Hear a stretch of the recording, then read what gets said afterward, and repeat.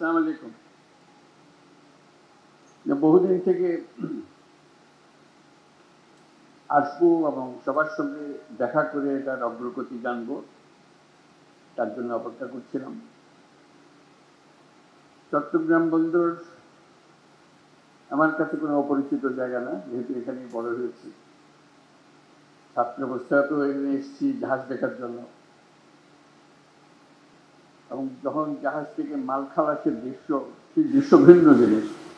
খোলের ভেতরে গিয়ে মাথায় করে বস্তা বস্তা উপরে ওঠাচ্ছে,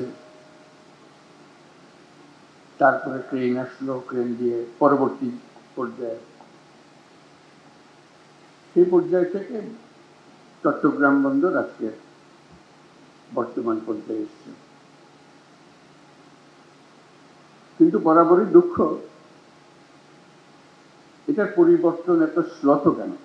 দুনিয়ার সব দিকে পাল্টে যাচ্ছে, আমাদের এখানে এটা পাল্টায় না কেন? এটা আজকের প্রশ্ন না। একজন চট্টগ্রামবাসী হিসেবে এই পথে আসা যাবার ক্ষেত্রে দেখা হয়,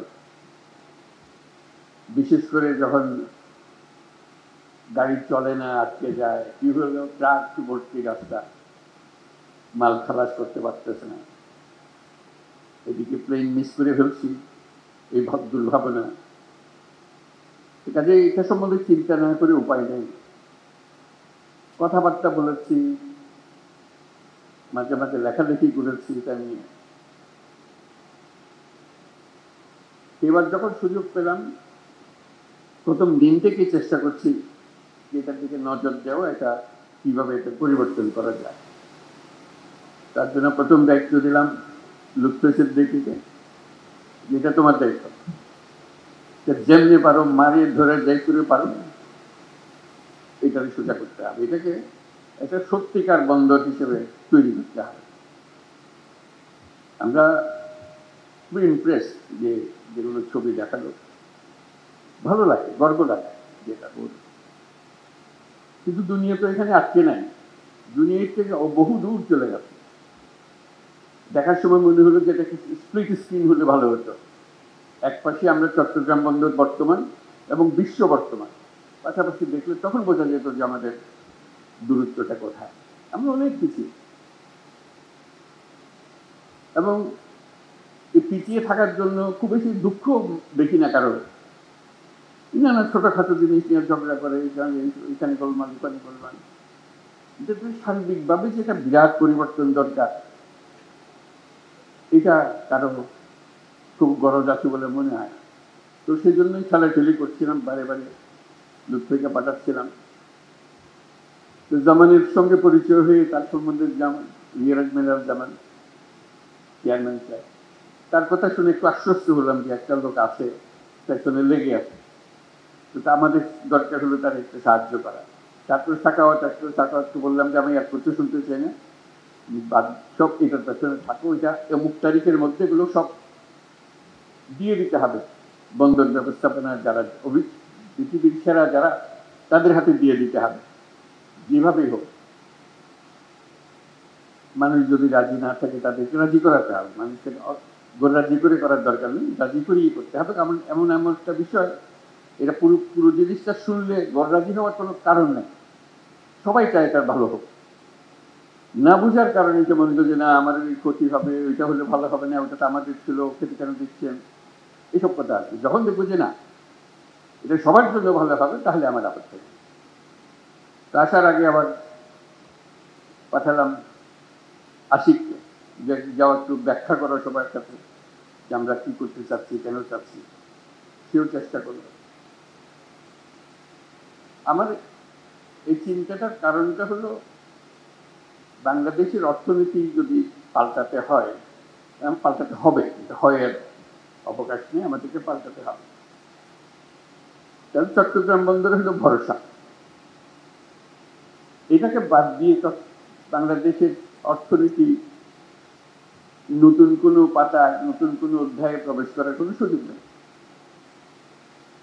এই পথ খুলে দিলে বাংলাদেশের অর্থনীতির পথ খোলে।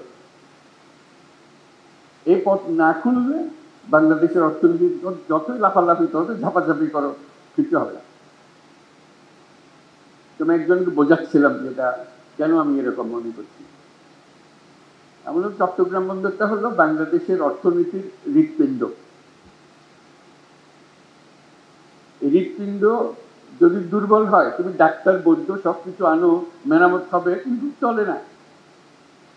ছোট্ট একটা হৃৎপিণ্ড, তার মধ্যে হলো রোগাক্রান্ত। এই হৃৎপিণ্ডকে তুমি যত ঠেলাঠেলি করো, ভিতরে বেশি রক্ত সঞ্চালন হবে না। এই যদি আমরা একমত হই যে বাংলাদেশের অর্থনৈতিক হৃৎপিণ্ড হলো চট্টগ্রাম বন্দর, তাহলে ওটার যে সাইজের বন্দর আছে, যে সাইজের হৃৎপিণ্ড আছে, ওই সাইজের চলে না। এই হৃৎপিণ্ড বিশ্ব সাইজের হৃৎপিণ্ড করতে হবে, তাহলে এটা পাম্প হবে, সেটা সারা বাংলাদেশ জুড়ে সেটা সচল হবে। এখান থেকে অর্থনীতি সচল হয়ে না তার নারী দিয়ে উপরের দিকে যাবে,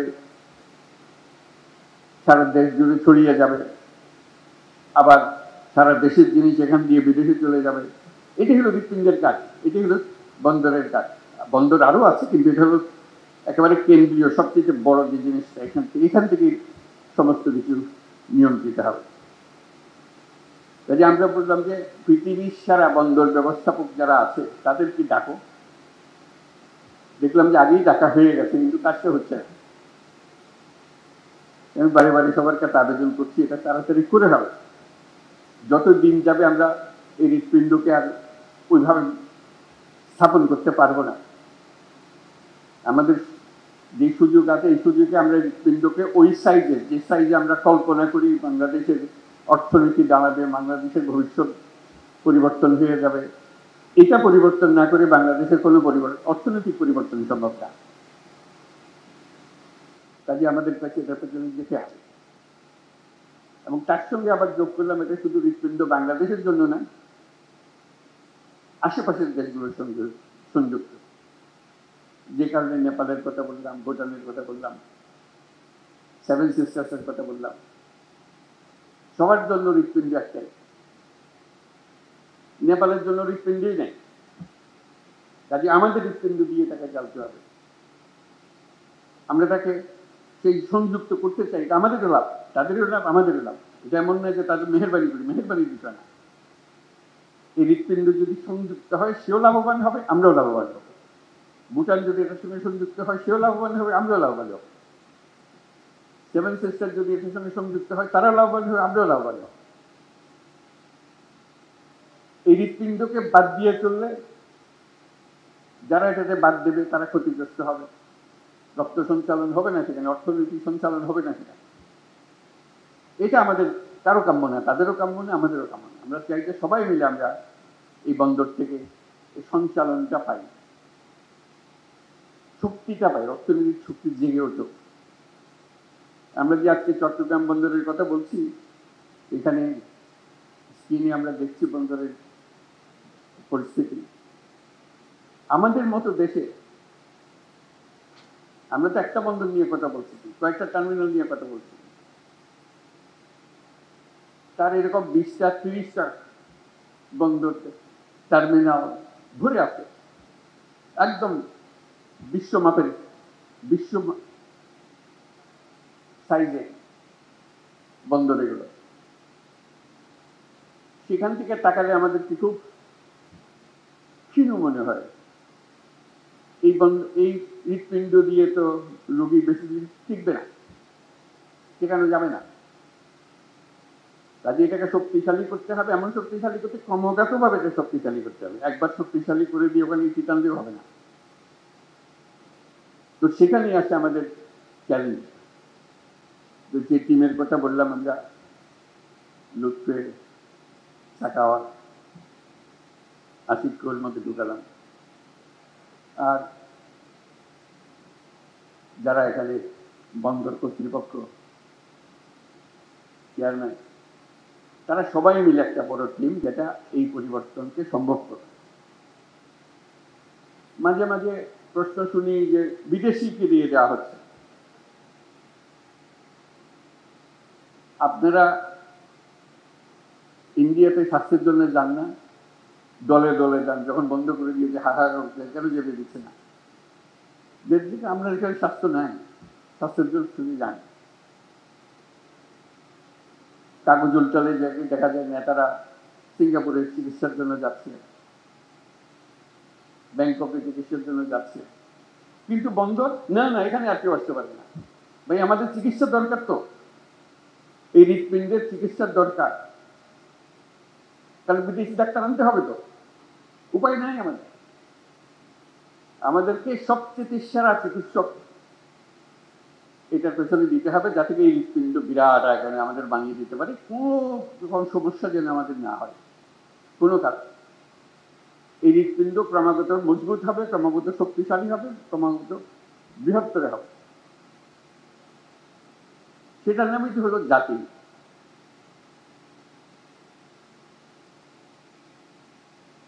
তা না হলে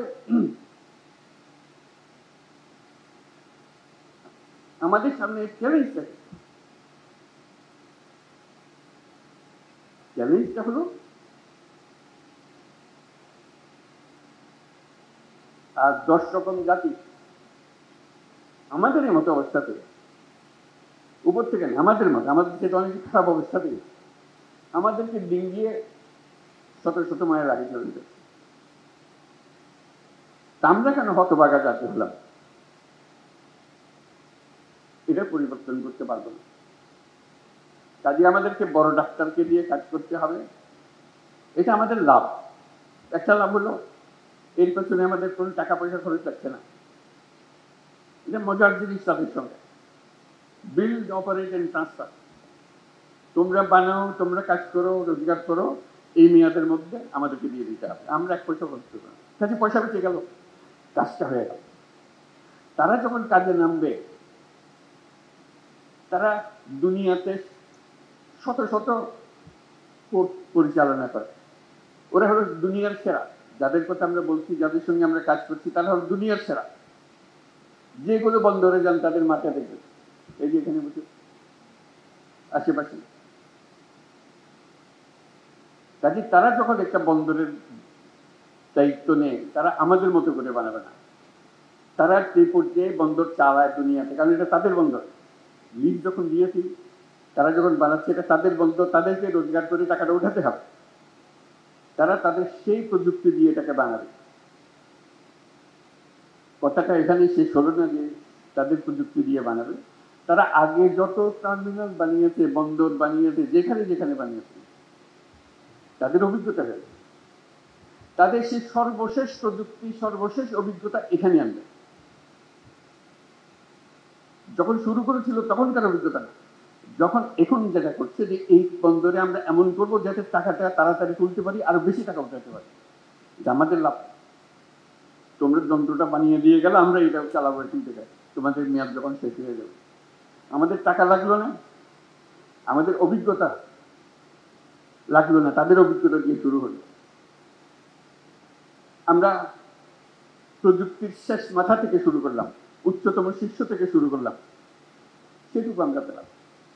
যখন সবাই হা হা করে, আমাদের আমাদের সব চাকরি চলে গেল,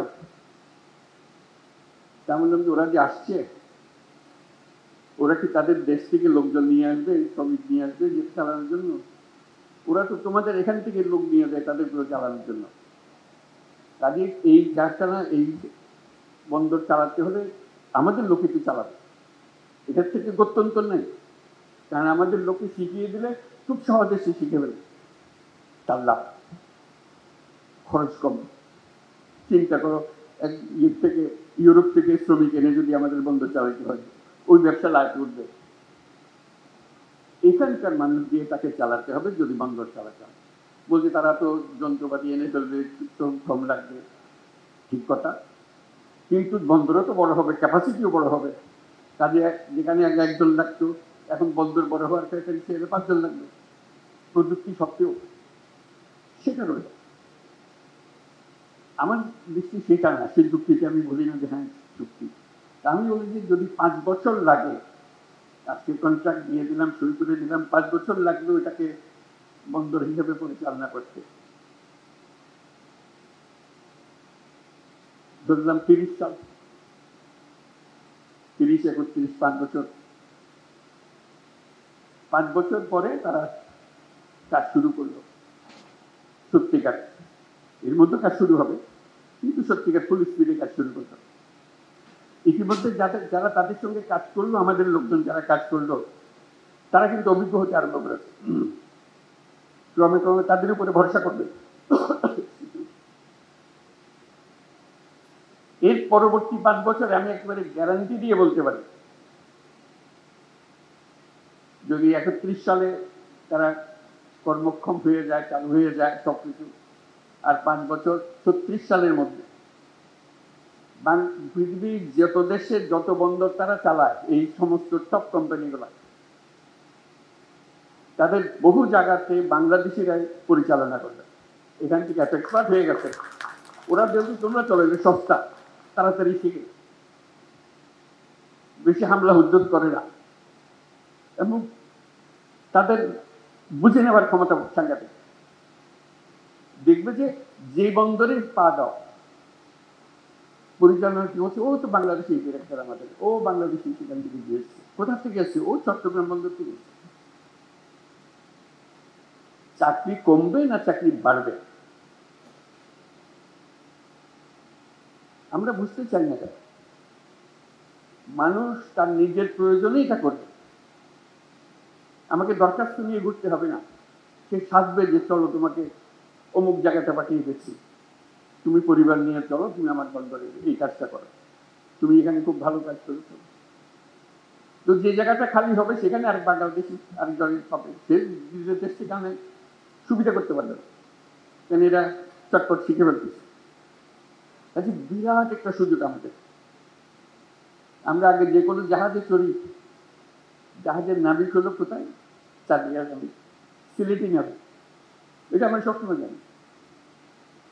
পরে এখন দেখা যাবে যেই বন্দরে নামি, বন্দর পরিচালনা সব বাংলাদেশি, চাঁদিয়া, নোয়াখালীরা, বরিশালীরা, যত কথা সব আমাদের দেশি। এটা ছাড়া উপায় নেই তো। আমাদের সেই ক্ষমতা আছে, সেটাকে অবজ্ঞা করে আমরা পাশ কাটিয়ে চলে গেলে আমাদের কপালে আমরা দুঃখ দিলাম। তো সেটাই আমাদের পরিবর্তন। আমরা চাই যে তাড়াতাড়ি কাজটা হোক। সবার কাছে অনুরোধ,